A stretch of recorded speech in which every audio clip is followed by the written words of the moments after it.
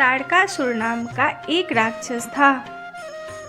उसके 3 पुत्र थे, तारकक्ष, कमलाक्ष और विद्युन्माली। भगवान शिव के बड़े पुत्र कार्तिकेय ने तारकासुर का वध किया। अपने पिता की हत्या की खबर सुन तीनों पुत्र बहुत दुखी हुए। तीनों ने मिलकर ब्रह्मा जी से वरदान मांगने के लिए घोर तपस्या की। ब्रह्मा जी तीनों की तपस्या से प्रसन्न हुए और बोले कि मांगो, क्या वरदान मांगना चाहते हो। तीनों ने ब्रह्मा जी से अमर होने का वरदान मांगा, लेकिन ब्रह्मा जी ने उन्हें इसके अलावा कोई दूसरा वरदान मांगने को कहा।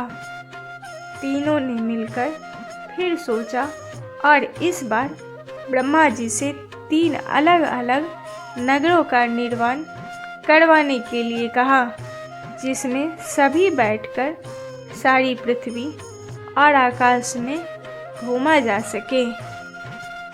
1000 साल बाद जब हम मिले और हम तीनों के नगर मिलकर एक हो जाए और जो देवता तीनों नगरों को एक ही बाण में नष्ट करने की क्षमता रखता हो, वही हमारी मृत्यु का कारण हो।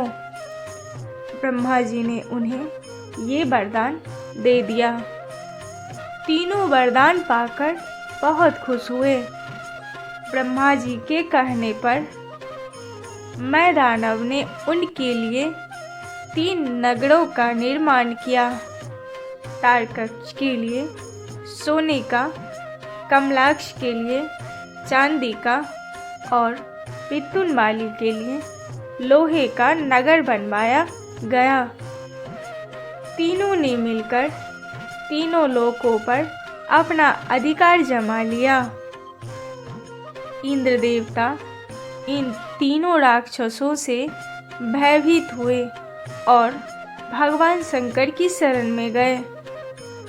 इंद्र की बात सुनकर भगवान शिव ने इन दानवों का नाश करने के लिए दिव्य रथ का निर्माण किया। इस दिव्य रथ की हर एक चीज देवताओं से बनी। चंद्रमा और सूर्य से पहिए बने। इंद्र, वरुण, यम और कुबेर रथ के चाल घोड़े बने।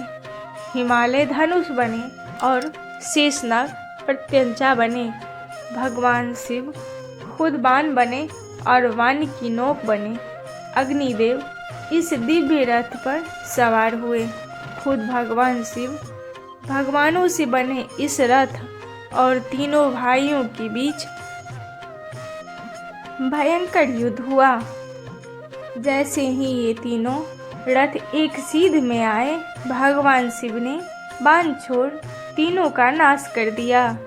इसी वध के बाद भगवान शिव को त्रिपुरारी कहा जाने लगा। यह वध कार्तिक मास की पूर्णिमा को हुआ, इसीलिए इस दिन को त्रिपुरारी पूर्णिमा नाम से भी जाने लगा।